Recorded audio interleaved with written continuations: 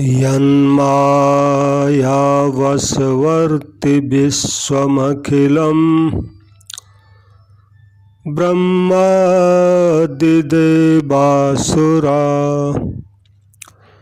यत्स त्वादिमृषैव भाति सकलं रज्जो यथा हरिर्भ्रमः यत्पादप्लवमेकमेव हि भवाम्भोधिस्थितिर्सावतां वन्देऽहं तं शेषकारणपरं रामाख्यमीशं हरिं वन्देऽहं तं शेषकारणपरं रामाख्यमीशं हरिं। गोस्वामी तुलसीदास जी बालकांड की शुरुआत में भगवान श्री रामचंद्र जी की वंदना करते हैं, लिखते हैं, जिनकी माया के वशीभूत संपूर्ण विश्व ब्रह्मादि देवता और असुर हैं, जिनकी सत्ता से रस्सी में सर्प के भ्रम की भांति यह सारा दृश्य जगत सत्य प्रतीत होता है, और जिनके केवल चरण ही भवसागर से तरने की इच्छा वालों के लिए एकमात्र नौका है। उन समस्त कारणों से पर, सब कारणों के कारण और सबसे श्रेष्ठ राम कहलाने वाले भगवान श्री हरि की मैं वंदना करता हूँ।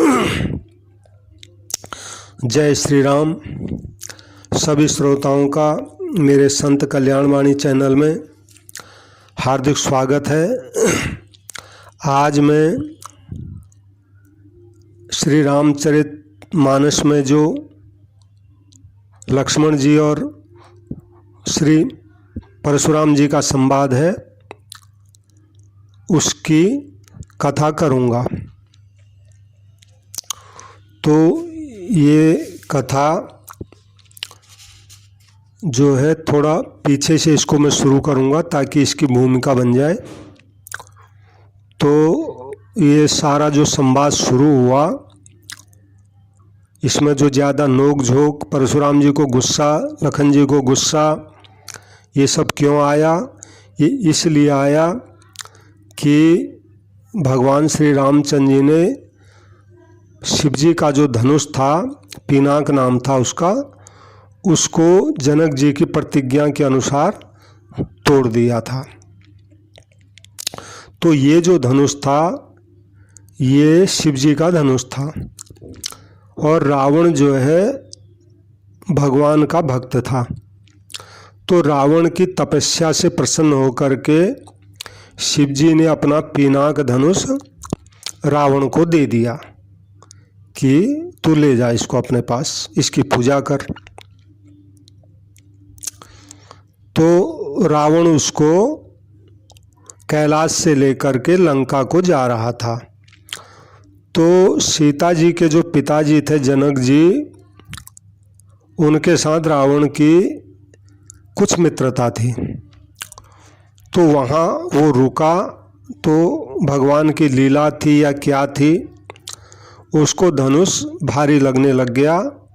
तो धनुष को जनक जी के यहाँ ही छोड़ गया, उनको संभला दिया कि यानी आप इसकी देख रेख करना, ऐसा कह के वो लंका को अपना चला गया। अब वो धनुष जनक जी के ही राजमहल में रहता। तो जिस कमरे में वो धनुष था उसकी लिपाई पुताई रोज होती थी। तो धनुष इतना भारी था कि कोई भी उस धनुष को उठा के उसके नीचे लिपाई वगैरह नहीं करते थे। तो एक दफ़े किसी कारण से सीता जी ने वहाँ की लिपाई पुताई की, तो सीता जी ने उस धनुष को उठाकर दूसरी जगह रख करके उसके नीचे भी लिपाई पुताई कर दी। अब ये पता तब जब जनक जी को पड़ा कि इतना भारी धनुष सीता ने उठा दिया, तो उनको बड़ी प्रसन्नता हुई एक हिसाब से। तो उन्होंने भी ये प्रण कर दिया कि जो इस धनुष को तोड़ेगा उसी के साथ ही मैं अपनी पुत्री सीता जी का विवाह करूँगा। अब पुत्री जब विवाह योग्य हो गई तो ये बात जगह जगह दूत भेज के, पत्र भेज के तमाम संसार के राजाओं को बताई गई कि मैं अपनी पुत्री का विवाह कर रहा हूँ और जो इस शिवजी के धनुष को तोड़ेगा उसी के साथ मेरी पुत्री का विवाह होगा, यानी उसी को ही मेरी पुत्री अपना वर चुनेगी, स्वयंवर करेगी। तो ऐसा आयोजन अपना तय हो गया और तय समय के हिसाब से जगह जगह के राजा लोग जनकपुर में आने लग गए और उसमें ये खबर जनक जी ने, उनके मित्र थे दशरथ जी अयोध्या के राजा, उनको भी ये खबर भिजवाई थी और उसमें ऋषि मुनियों को भी आमंत्रित किया गया था धनुष यज्ञ देखने के लिए, अथवा तो पुत्री वर वधू को आशीर्वाद देने के लिए, कुछ भी आज समझ लो। तो विश्वामित्र जी को भी बुलाया गया था। तो ये भगवान की लीला थी अथवा क्या थी, विश्वामित्र जी को राक्षस सता रहे थे तो उनको पता था कि भगवान के अवतार हैं। वो अयोध्या गए और दशरथ जी से अनुनय विनय करके राम लक्ष्मण जी को अपने साथ ले आए। यद्यपि दशरथ जी किसी भी हालत में देना नहीं चाहते थे, लेकिन गुरु वशिष्ठ जी के कहने से उन्होंने दे दिए विश्वामित्र जी को। तो जब लक्ष्मण और राम जी विश्वामित्र जी के आश्रम में राक्षसों से उनके यज्ञ की रखवाली कर रहे थे, उसी वक्त उनको जनकपुर जाने का निमंत्रण प्राप्त हुआ। तो वो साथ में राम लक्ष्मण को भी लेके गए। तो इस तरह जनकपुर में विवाह मंडप में राम और लक्ष्मण जी भी पहुंच गए। अब धनुष तोड़ने का आयोजन हुआ। बहुत सारे, मैं संक्षेप में सब कथा कहूँगा क्योंकि मुझे कथा तो मुख्य रूप से लक्ष्मण जी और परशुराम जी के संवाद की कहनी है। तो धनुष किसी से टूटा नहीं, रावण और बाणासुर भी उसमें आए थे। तो अब जब धनुष टूटा नहीं तो अब जनक जी को बहुत चिंता हो गई कि अब क्या होगा। अब ये है कि मैंने इतना बड़ा कठिन जो है प्रण कर लिया और धनुष टूटा नहीं, और मैंने ऐसा प्रण कर लिया कि जो धनुष तोड़ेगा उसी के साथ विवाह में अपनी पुत्री का करूँगा। अब यदि धनुष नहीं टूट पाता तो मेरी पुत्री अब कुंवारी रहेगी। ये उनके लिए उनको बहुत ही दुख होने लग गया। तो उन्होंने सबको खरी खोटी सुना दी कि मैं तो कहता था संसार में बड़े बड़े योद्धा हैं, ये हैं वो हैं, खूब जो है अपनी बड़ाई करने वाले राजा हैं, लेकिन आज मैंने देख लिया इस संसार में कतई भी कोई वीर है ही नहीं। आज के बाद कोई भी ये नहीं कहे कि हम वीर हैं करके। अरे धनुष को तोड़ना उठाना ये सब तो दूर की बात रही, कोई तिल भर उस धनुष को अपनी जगह से हिला भी नहीं सका। ऐसी उन्होंने थोड़ा कड़वी बात कह दी, लेकिन ये कड़वी बात जो है लखन जी को बिल्कुल जो है अखर गई, अच्छी नहीं लगी। वो महाराज छटपटा गए गुस्से में, है नहीं। लेकिन विश्वामित्र जी और राम जी ने उनको रोक दिया। तो बाद में विश्वामित्र जी ने राम जी को कहा कि राम उठऊँ राम भंजऊँ भव चापा मेटहूँ तात जनक प्रतापा।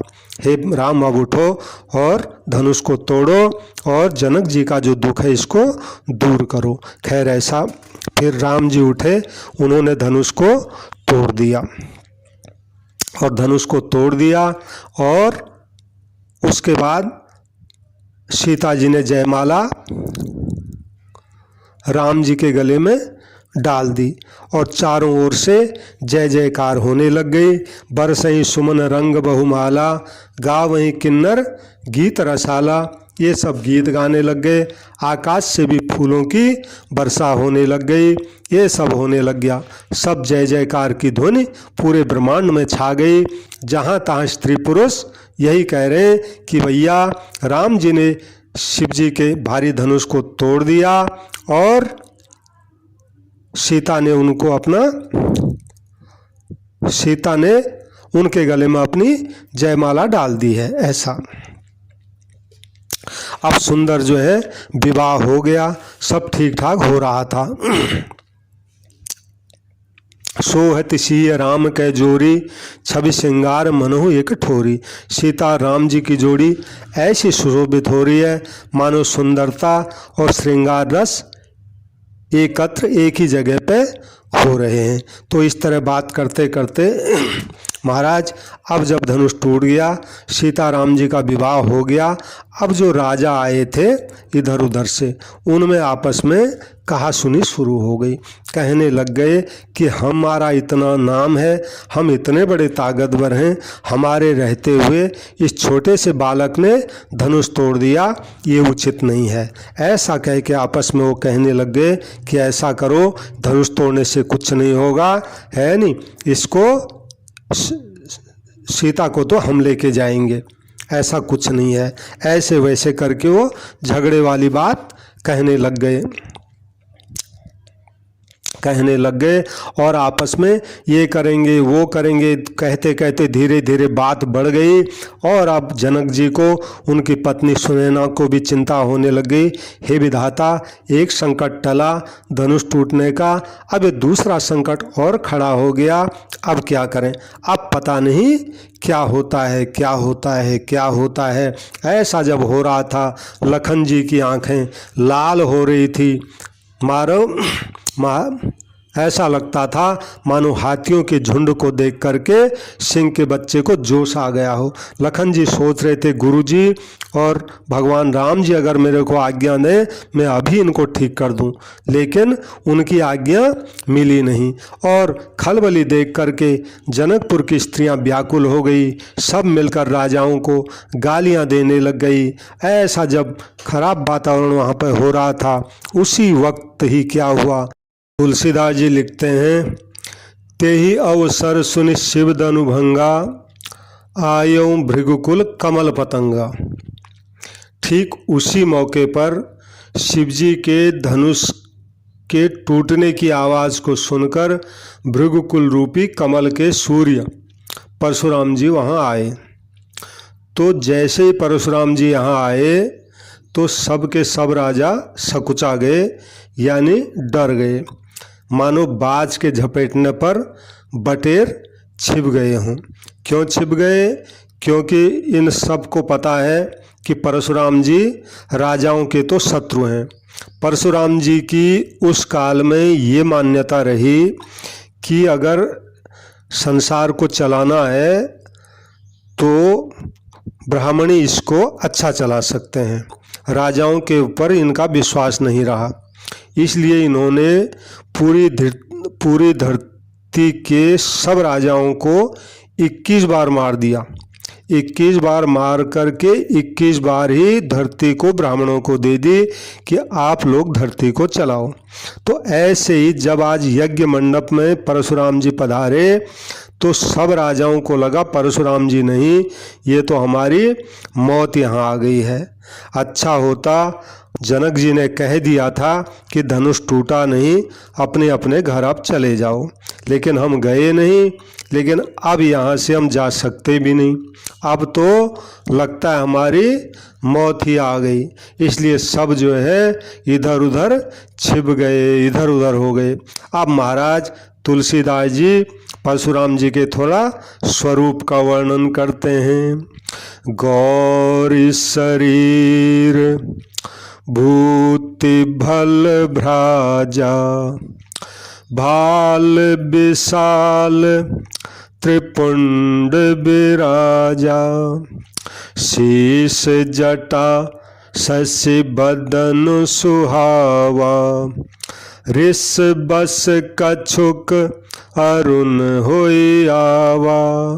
महाराज इनके शरीर पर भस्म जो है सुंदर अच्छी लग रही है, विशाल माथे पर त्रिपुंड का तिलक, विशेष शोभा दे रहा है। सिर पर लंबी लंबी जटाएं हैं, सुंदर मुखचंद्र गुस्से के कारण कुछ लाल हो गया है, भौहें टेढ़ी हो रही हैं, आंखें गुस्से से लाल हैं। जिसको सहज भी ऐसे देखते हैं तो उसको ये लगता परशुराम जी मानो मुझे गुस्से में ही देख रहे हैं।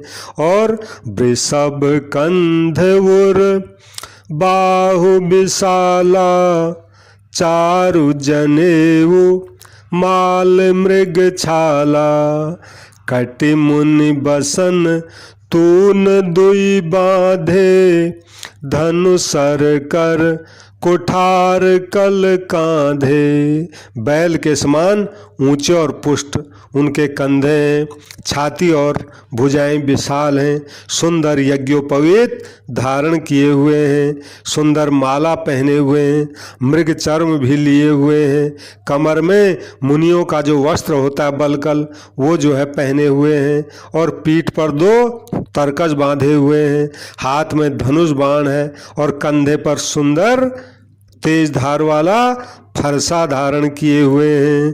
शांत बेसु करनी कठिन बरन न जाय स्वरूप धरि मुनि तनु जनु वीर रसो आयऊ जहाँ सब भूप। तुलसीदास जी कहते हैं शांत वेश है परंतु करनी बहुत कठोर है।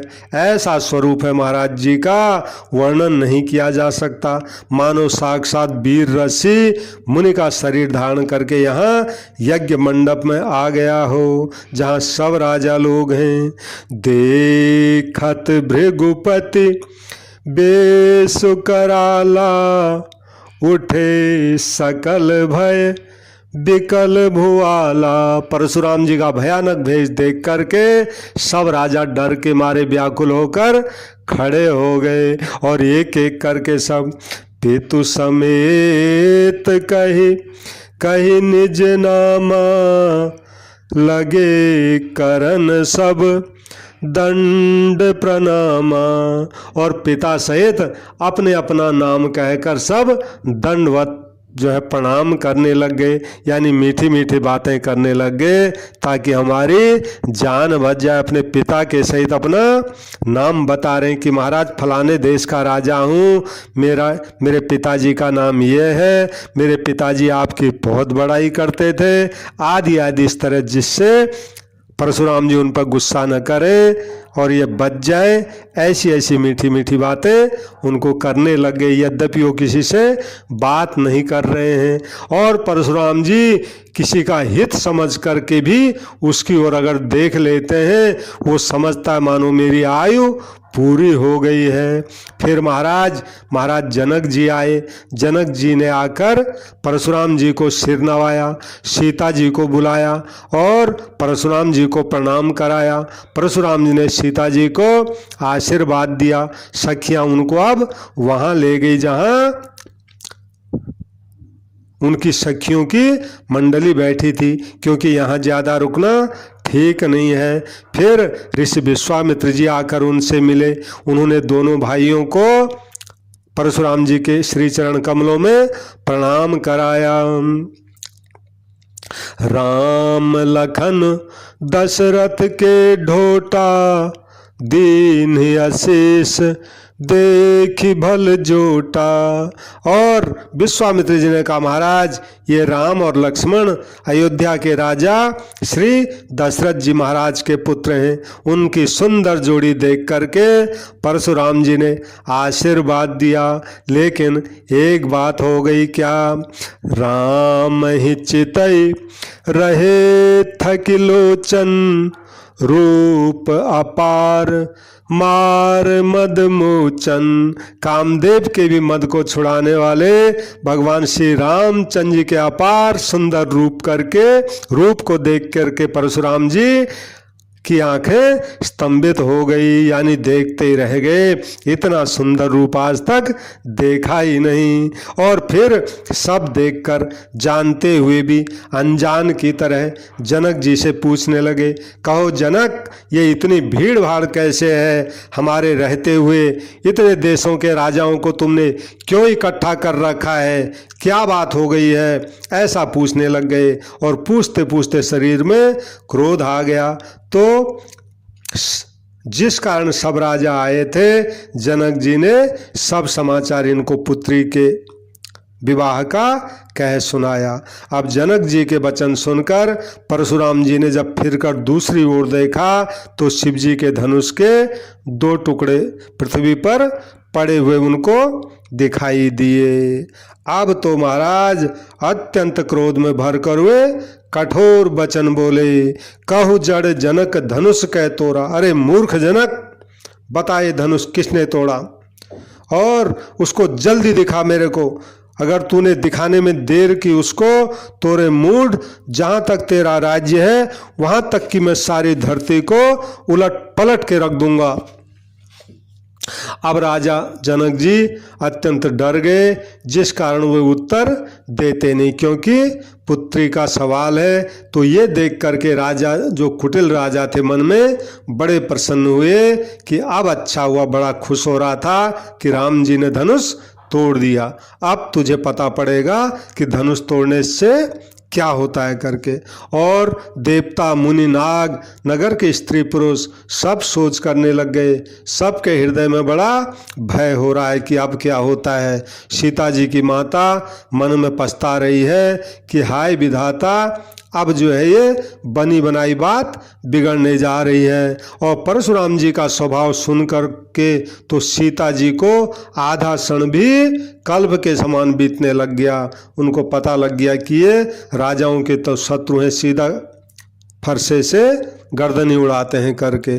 तब श्री रामचंद्र जी सब लोगों को भयभीत देकर और सीता जी को भी डरी हुई जानकर हाथ जोड़े हुए, सिर झुकाए हुए परशुराम जी के पास आए। और आते समय उनके हृदय में हर्ष और विषाद कुछ भी नहीं था। हाथ जोड़ के कहने लग गए, नाथ शंभु धनु भंजनिहारा, हो यही क्यों एक दास तुम्हारा। आय सुकाह कहिए किन मोही, सुन रिसाई बोले मुनि को ही। राम जी ने कहा, हे नाथ, ये शिव जी के धनुष को तोड़ने वाला महाराज कोई आपका ही दास होगा, भला दूसरा कौन इसको तोड़ेगा? क्या आज्ञा है महाराज, मुझसे कहिए। ये सुनकर क्रोधी मुनि और गुस्से में आ गए और कहने लग गए, सेवक वह है जो सेवा का काम करे, शत्रु का काम करके तो अब युद्ध ही करना पड़ेगा। अरे राम सुनो, जिसने भी ये शिव जी के धनुष को तोड़ा है वह शास्त्र बाहु के समान मेरा शत्रु है। शास्त्र बाहु के 1000 भुजाएं थी, तो परशुराम जी ने 998 भुजाएं उसकी काट दी, केवल 2 ही रहने दी, है नहीं। तो ऐसे ही कहा कि मतलब यही था कि जैसे मैंने शास्त्र बाहु की भुजाएं काटी, जिसने भी शिव जी का धनुष तोड़ा है उसका भी मैं वही हाल करूंगा, क्योंकि वो मेरा शास्त्र बाहु के समान ही शत्रु है। और वो इस समाज में जहां भी हो वो इस समाज को छोड़ के अलग हो जाए, नहीं तो एक के कारण सारे राजा मारे जाएंगे। अब मुनि के वचन सुनकर लक्ष्मण जी मुस्कुराए और परशुराम जी का अपमान करते हुए बोले। लक्ष्मण जी को लगा कि भगवान तो बहुत मीठे बोल रहे हैं और एक गुस्से में बोल रहे हैं, यहाँ पर तो मुझे होना चाहिए। तो गुरुजी को पूछा, गुरुजी ने भी आज्ञा दे दी कि जाओ करके। तो आए परशुराम जी के सामने। आते ही उन्होंने ऐसी बात कही मानो जलती आग में और घी डाल दिया हो। कहने लग गए, बहु धनु ही तोरी लरिकाई, कब हुन अशिरस कीन गोसाई, यही धनु पर ममता के ही हेतु, सुन रिसाई कह भृगुकुल केतु। कहने लगे, हे गोसाई, आप इस पुराने धनुष के टूटने से इतने क्रोध में आ गए हो, लेकिन महाराज हमने तो बचपन में ऐसी बहुत सारी धनुइयों को तोड़ डाला, कभी आपने ऐसा क्रोध नहीं किया, फिर इस पुराने धनुष पर आपकी इतनी ममता किस कारण है। ये सुनकर महाराज भृगुवंश के ध्वजा स्वरूप परशुराम जी और कुपित हो गए। कहने लगे, रे नृप बालक कालवश बोलत तो ही न संभार, धनु ही सम त्रिपुरारी धनु विदित सकल संसार। अरे राजा के पुत्र, तू काल के बस में होने से तुझे कुछ होश नहीं है। अरे सारे संसार में विख्यात शिवजी का ये धनुष, क्या तूने जो बचपन में धनुइयाँ तोड़ी हैं, अरे क्या उनके समान है क्या। लखन जी फिर हंसकर बोले, हे देव सुनिए, आपके लिए भले ही ये बहुत काम का धनुष हो, हमारे जान में तो सब धनुष एक से हैं, है नहीं। और फिर ये पुराना धनुष है, इसको तोड़ने में क्या हानि है, क्या लाभ है। भगवान राम जी तो इसको देख रहे थे, लेकिन ये टूट ही गया, उनके देखते देखते छूते ही टूट गया। इसलिए छुअत टूट रघुपति ही न दोषु, मुनि बिनु काज करिय कतरोसु। जब ये छूते ही टूट गया, इसलिए इसमें श्री रघुनाथ जी का भी कोई दोष नहीं है।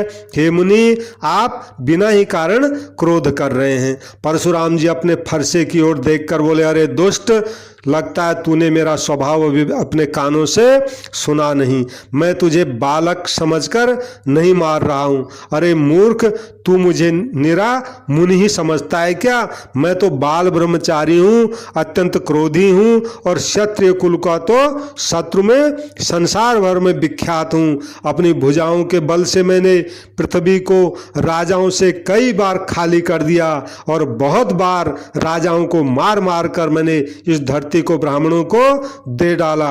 अरे राजकुमार, शास्त्र बाहु की भुजाओं को काटने वाले, थोड़े मेरे फरसे की तरफ देख। सहस बाहु भुज छेद निहारा, परशु बिलोक महीप कुमारा।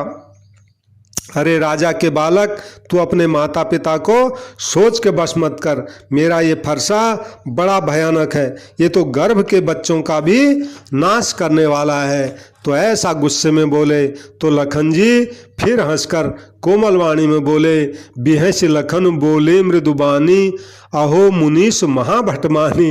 हे मुनीश्वर, तो आप अपने आप को बड़ा भारी योद्धा समझते हैं और बार बार मुझे अपनी कुल्हाड़ी दिखाते हैं और फूंक मार करके पहाड़ उड़ाना चाहते हैं। लेकिन महाराज, यहाँ कोई कुमड़बत्तियाँ यानी कोई कच्चा फल नहीं है जो अंगुली लगाते ही सड़ जाए, है कि नहीं। कुठार और धनुष बाण देख कर ही आपके पास मैंने भी कुछ अभिमान के साथ कहा था, भृगुवंशी समझकर, और यज्ञोपवीत देखकर तो आप आप जो कुछ कहते हैं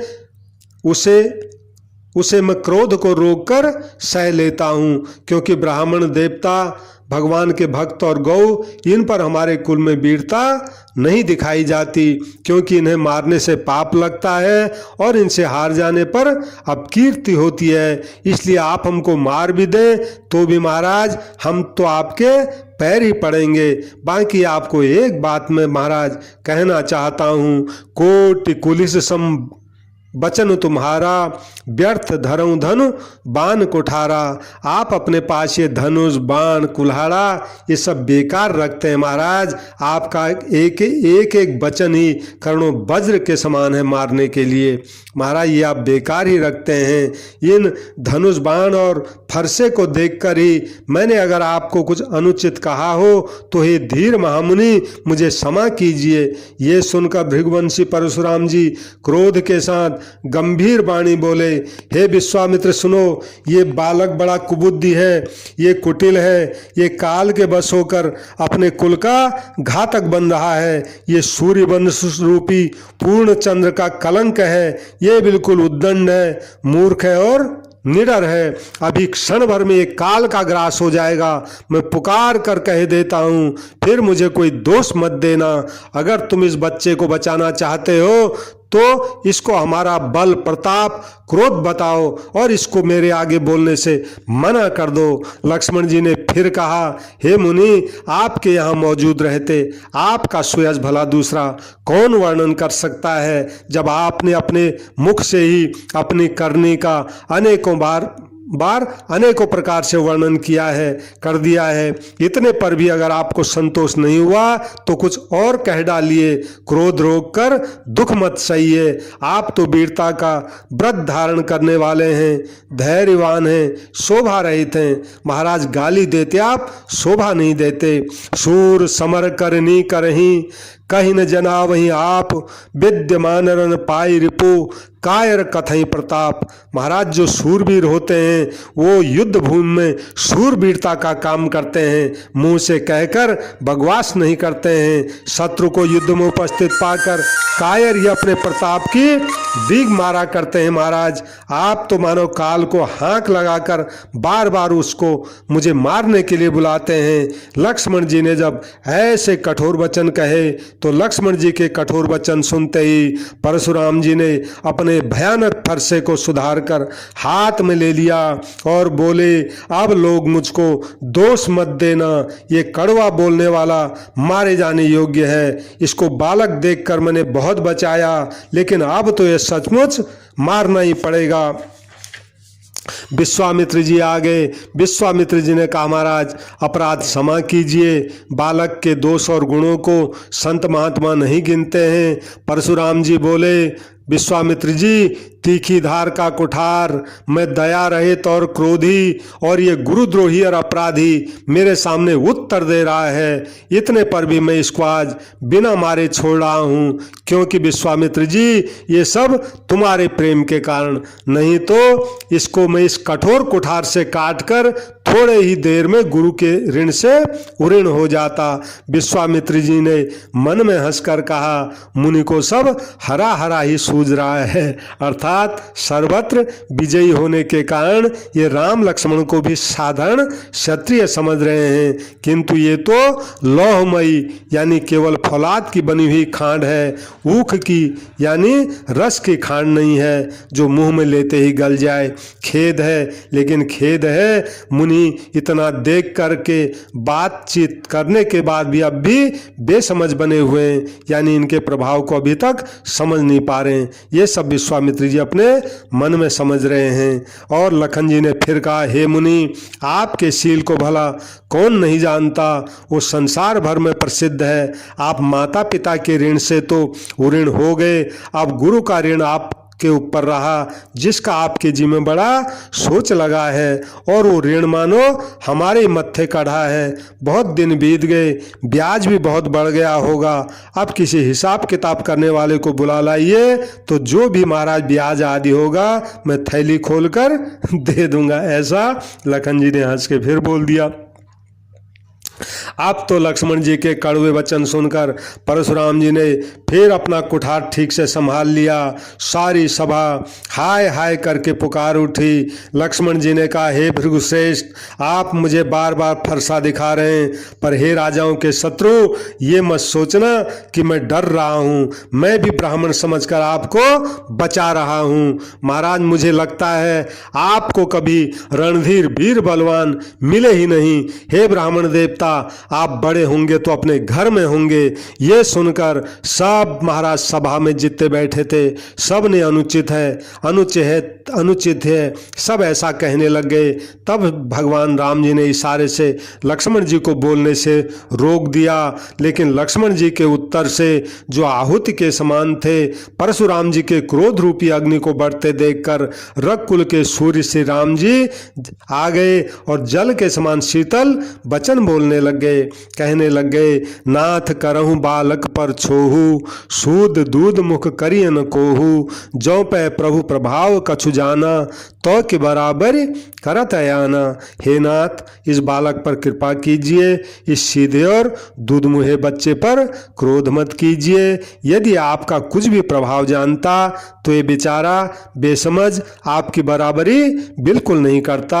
लेकिन महाराज, बालक यदि कुछ चपलता भी करते हैं तो माता पिता गुरु मन में आनंद से भर जाते हैं। अतः इसको आप अपना छोटा बच्चा सेवक जानकर इस पर महाराज कृपा कीजिए। आप तो समदर्शी हैं, सुशील हैं, धीर और ज्ञानी मुनि हैं। तो राम वचन सुन कछु जुड़ाने, कही कछु लखन बहरू मुस्काने। तो रामचंद्र जी के वचन सुनकर परशुराम जी को ठंडे पड़ गए। लेकिन इतने में ही लक्ष्मण जी वहां से फिर कुछ कहकर फिर मुस्कुरा दिए। महाराज, हंसत देख नख सिक ऋषि व्यापी, राम तोर भ्राता बड़ पापी। और लक्ष्मण जी को हंसते देखकर परशुराम जी के नख से लेके सिक तक फिर क्रोध छा गया और राम जी से कहने लगा, रे राम सुन, तेरा ये भाई बड़ा पापी है। गौर शरीर श्याम मन माही, काल कूट मुख पय मुख नाही। ये शरीर से गोरा जरूर है लेकिन हृदय का बड़ा काला है। अरे तू तो कह रहा है ये दूधमुहा है, अरे दूधमुहा नहीं है, इसके तो मुख में विष भरा है।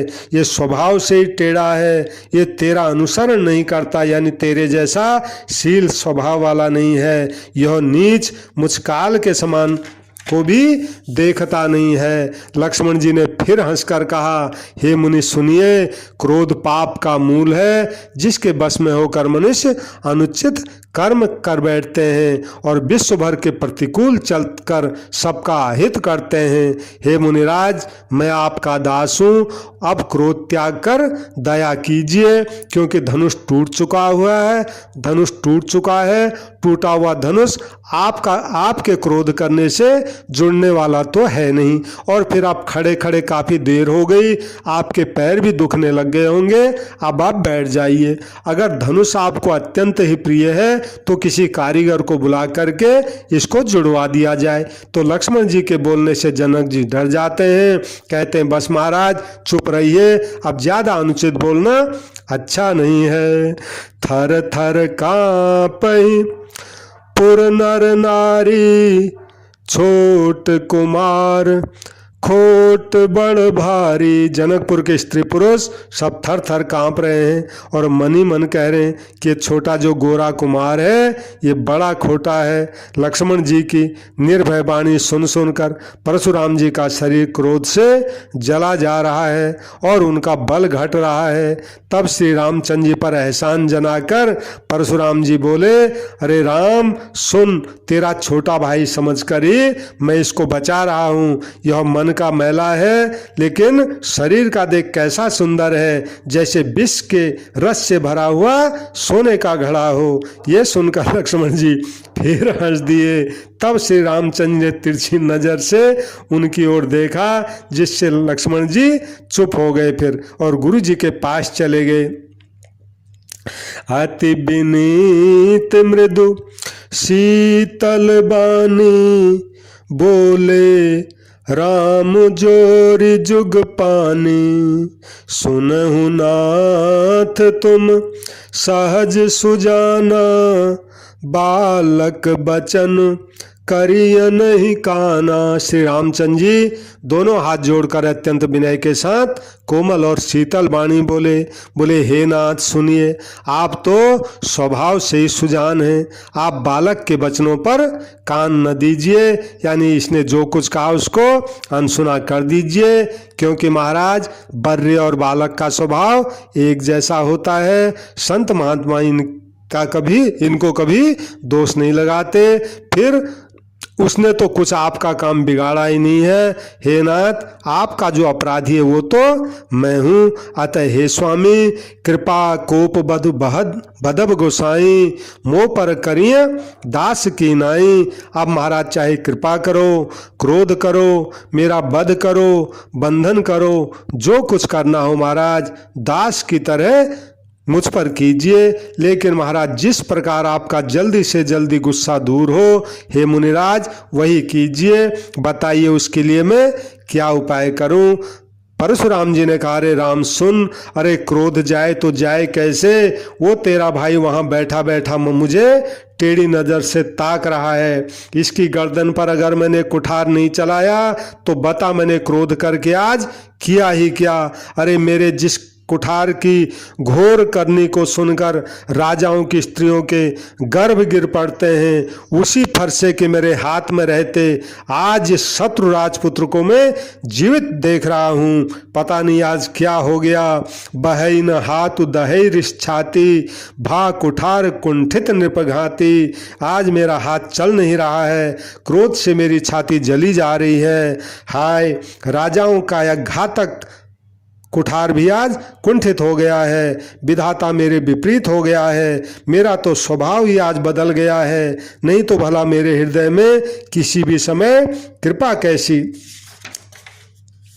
आज ये दया मुझे दुख सहा रही है। ये सुनकर लक्ष्मण जी आ गए और मुस्कुरा करके सिर नवाया और फिर बोलने लग गए, महाराज आपकी कृपा रूपी वायु भी आपकी मूर्ति के अनुरूप ही है। महाराज आप जब वचन बोलते हैं ऐसा लगता है मुंह से फूल झड़ रहे हैं। हे मुनि, यदि कृपा करने से आपका शरीर जल जाता है तो क्रोध होने पर तो फिर आपकी शरीर की रक्षा विधाता ही करेंगे। परशुराम जी ने कहा, हे जनक देख, ये मूर्ख बालक हट करके आज यमपुरी जाना ही चाहता है। शीघ्र इसको मेरी आंखों के आगे से हटा दो। ये राजपुत्र देखने में बड़ा छोटा है लेकिन है बड़ा खोटा। लक्ष्मण जी मन ही मन हंस रहे हैं, मन ही मन कह रहे हैं, महाराज अगर मैं इतना बुरा हूँ तो आंखें बंद कर लीजिए। अपनी आंखें बंद कर लेने पर फिर मैं आपको दिखूंगा ही नहीं। तब परशुराम जी हृदय में अत्यंत क्रोध भरकर राम जी से बोले, अरे सठ, तूने शिव जी का धनुष तोड़ दिया, अब उल्टा तू मीठी मीठी बातें करके मुझे ही ज्ञान सिखाता है। बंधु कहे कटु सम्मत तोरे, तू छल विनय करश कर जोरे।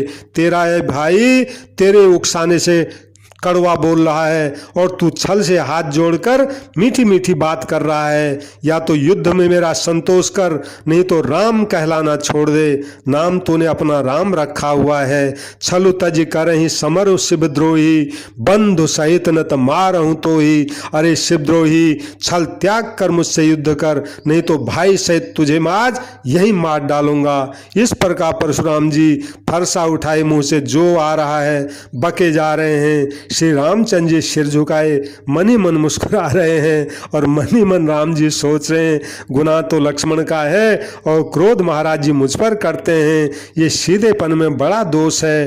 टेढ़ा जानकर सब लोग जो है सबकी वंदना करते हैं और टेढ़े चंद्रमा को राहु भी नहीं ग्रसता है। तब राम जी ने कहा प्रकट होकर के, हे मुनीश्वर क्रोध छोड़िए, आपके हाथ में कुठार है, मेरा सिर आपके आगे है। जिस प्रकार आपका क्रोध जाए हे स्वामी वही कीजिए, मुझे अपना दास जानिए। यानी अगर आपको मेरी गर्दन काटनी है तो आप काट लीजिए, लेकिन जैसे आपका गुस्सा शांत होता है महाराज वो कीजिए। बाकी जो आप युद्ध करने की बात कर रहे हैं महाराज, स्वामी और सेवक में युद्ध कैसा?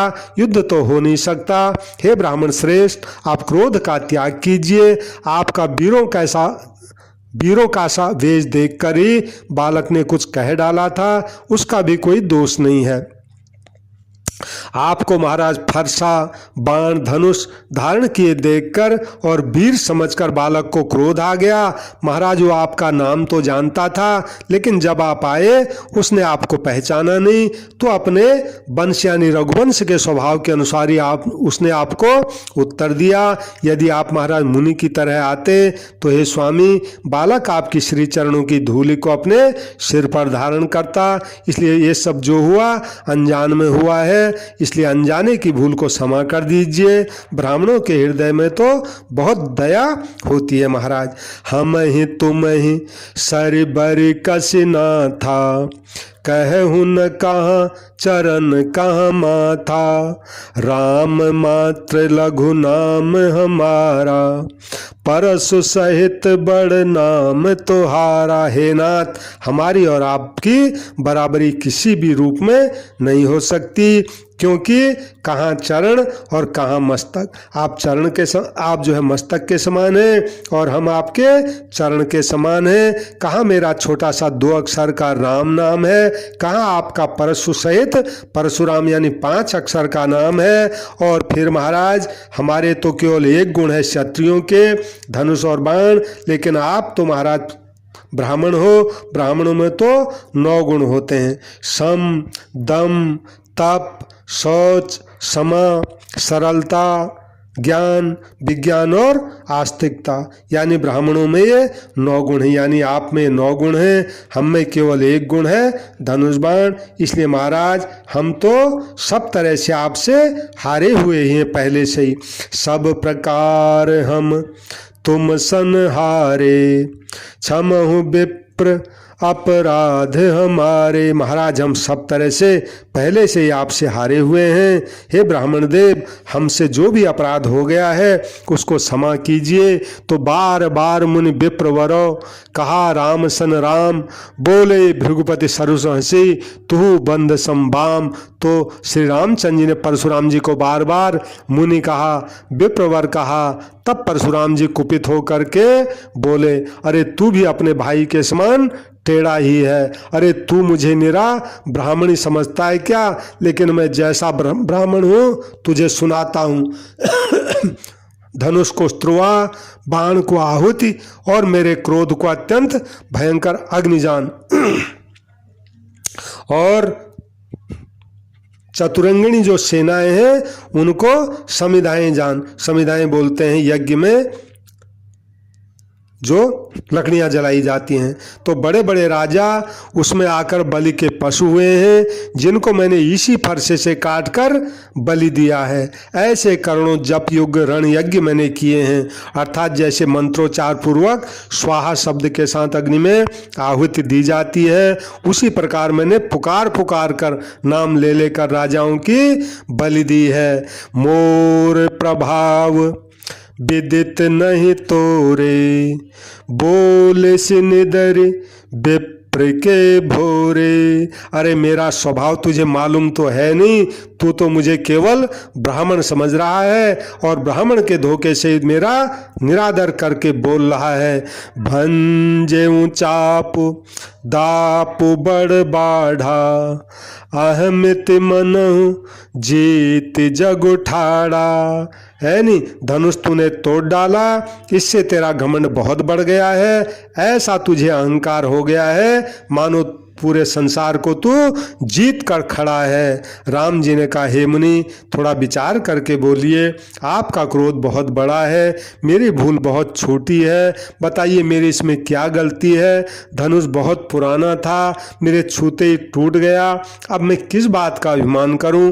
हे भृगुनाथ, यदि हम सचमुच ब्राह्मण कहकर किसी का अपमान करते हैं तो ये सत्य भी सुनिए, फिर संसार में ऐसा कौन योद्धा है हम जिससे डर के मारे हम मस्तक नवाए। महाराज देवता, दैत्य, राजा या और बहुत से योद्धा, चाहे वो बल में हमारे बराबर हों, चाहे हमसे अधिक बलवान हों, यदि रण में हमें कोई भी ललकारे तो हम उससे युद्ध करते हैं। और काल भी अगर आ जाता है तो हम उससे भी नहीं डरते, उससे भी हम युद्ध करते हैं। क्षत्रिय तनुधरि समर सकाना, कुल कलंक तेहि पावराना। महाराज क्षत्रिय का शरीर धरकर जो युद्ध में जाके डर गया, उस नीच ने अपने कुल पर कलंक लगा दिया। महाराज मैं स्वभाव से कहता हूँ, कुल की प्रशंसा करके नहीं कहता।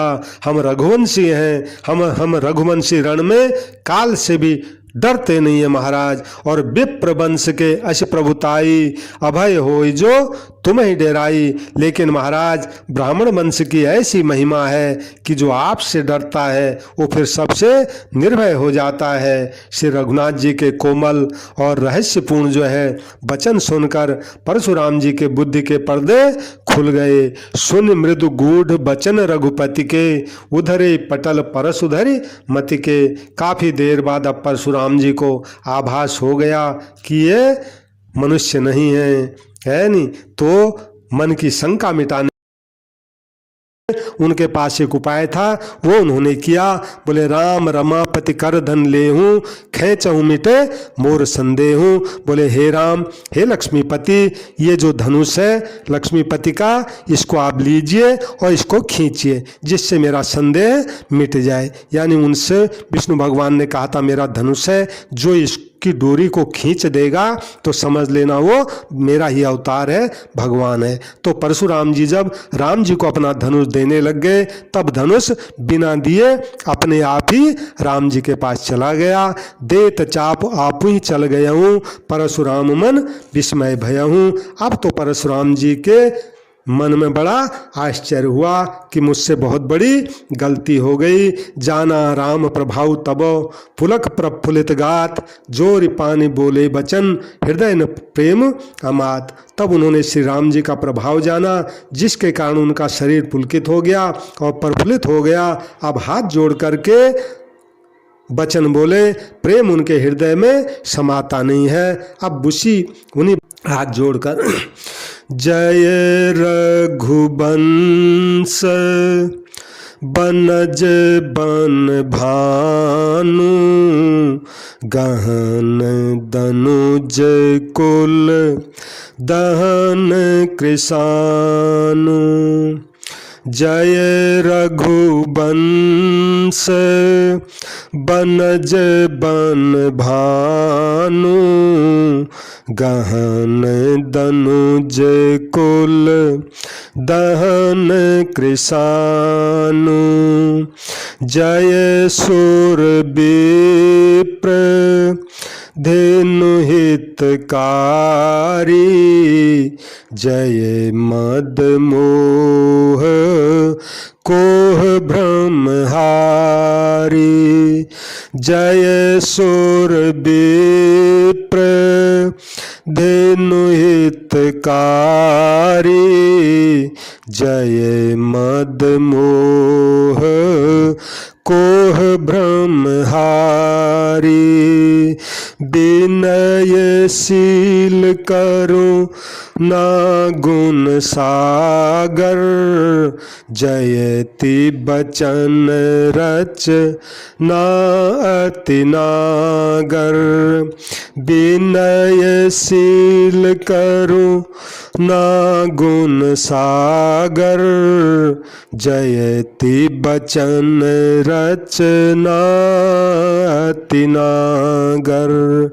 सेवक सुखद सुभग सब अंगा, जय शरीर छवि कोटि अनंगा। सेवक सुखद सुभग सब अंगा, जय शरीर छवि कोटि अनंगा।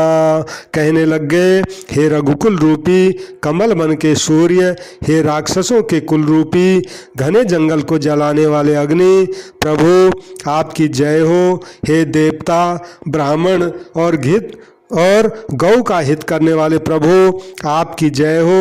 हे मद मोह क्रोध और भ्रम का नाश करने वाले प्रभु आपकी जय हो। हे विनय शील कृपा आदि गुणों के समुद्र और वचनों की रचना में अत्यंत चतुर प्रभु आपकी जय हो। हे सेवकों को सुख देने वाले सब अंगों से सुंदर और शरीर में करोड़ों कामदेवों की छवि धारण करने वाले प्रभु आपकी जय हो। करो काह मुख एक प्रशंसा, जय महेश मन मानस हंसा। अनुचित बहुत कहूँ अज्ञाता, क्षमहूँ क्षमा मंदिर दो भ्राता। करो काह मुख एक प्रशंसा, जय महेश मन मानस हंसा। अनुचित बहुत कहूँ अज्ञाता, क्षमहूँ क्षमा मंदिर दूँ भ्राता। हे प्रभु, मैं एक मुख से आपकी महिमा की क्या प्रशंसा करूं। हे महादेव के मन रूपी मान सरोवर में विहार करने वाले हंस, प्रभु आपकी जय हो। मैंने अनजान में आपको बहुत से नहीं कहने लायक अनुचित वचन कहे। हे क्षमा के मंदिर दोनों भाई, मेरे सब अपराध क्षमा कीजिए और मुझे क्षमा कीजिए महाराज।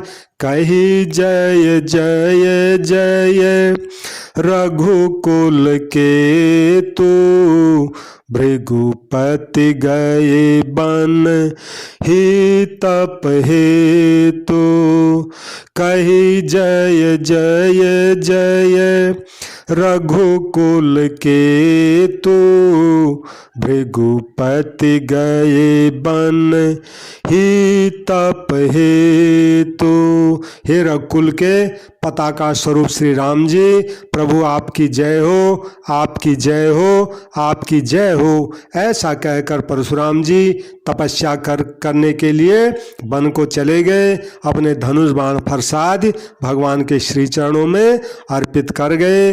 अब जब जितने भी दुष्ट राजा थे वहाँ पर राम जी का प्रभाव जाना, अब तो महाराज वो बहुत डर गए, मन में सोचने लग गए, इतने क्रोधी परशुराम जी भी जिनसे हार कर चले गए, अब अगर इन्होंने हम पर गुस्सा किया तो फिर हमारी खैर नहीं हो। इसलिए वो कायर चुपके से जैसे मौका मिला वैसे ही वहाँ से भाग लिए। और इधर महाराज देवन दीनी दुंदभी, प्रभु पर बरसई फूल, हर से पुर नर नारी सबो, मिटी मोहमय सूल। देवताओं ने अब नगाड़े बजाए, भगवान के ऊपर जय हो करके फूल बरसाए। जनकपुर के स्त्री पुरुष सब हर्षित हो गए, उनका ज्ञान से उत्पन्न जो दुख था वो मिट गए। अति गहे गहे बाजने बाजे, सब ही मनोहर मंगल साजे। जूथ जूथ मिली सुमुख सुनैनी, करही गान कल कोकिल बहनी। खूब जोर से बाजे बजने लगे, सभी ने मनोहर मंगल साज सजे। सुंदर मुख, सुंदर नेत्रों वाली तथा कोयल के समान मधुर बोलने वाली स्त्रियां झुंड के झुंड मिलकर सुंदर मंगल गीत गाने लग गई। जनक जी के सुख का वर्णन आज नहीं किया जा सकता, मानो जन्म का दरिद्री धन का खजाना पा गया हो। विगत त्रास भय सीय सुखारी, जन विधु उदय चकोर कुमारी। सीता जी का भी भय जाता रहा, ऐसे सुखी हो गई जैसे चंद्रमा के उदय होने से चकोर की कन्या सुखी हो जाती है। अब जनक जी ने विश्वामित्र जी को प्रणाम किया, कहा महाराज हे प्रभु, आपकी कृपा से ही श्री राम जी ने धनुष को तोड़ा है। दोनों भाइयों ने आज मुझे कृतार्थ कर दिया है। हे स्वामी, आप जो उचित हो, यानी आप क्या करना है ये कहिए। विश्वामित्र जी ने कहा, हे चतुर नरेश सुनो, यूं तो विवाह, आपकी पुत्री का विवाह धनुष के अधीन था, धनुष को के टूटते ही विवाह हो गया। देवता मनुष्य नाग सबको ये बात मालूम है। तदपि जाय तुम करहूँ अबो, जथा वंश व्यवहार, बूझ विप्र कुल वृद्ध गुरो, वेद विदित आचार। तथा फिर भी आप तुम जाकर जैसे तुम्हारा कुल का व्यवहार हो, ब्राह्मण लोग जैसा कहते हैं, कुल के बड़े बूढ़े जैसा कहते हैं, और गुरुओं से पूछकर वेदों में जैसा वर्णित किया गया वैसा आचार करो। और जाकर अयोध्या में दूत भेजो, राजा दशरथ जी को बुलाओ। राजा ने प्रसन्न होकर कहा, कृपालु बहुत अच्छा, और जैसा जैसा बताया गया था वो सब आगे करने की जनक जी ने अपने सेवकों को आज्ञा देती। जय श्री राम, जय श्री राम। तो सबसे मेरी प्रार्थना है, जो भी कथा सुन रहे हैं मेरे संत कल्याण वाणी चैनल को सब्सक्राइब करें, कथा को लाइक करें और शेयर ज़रूर करें।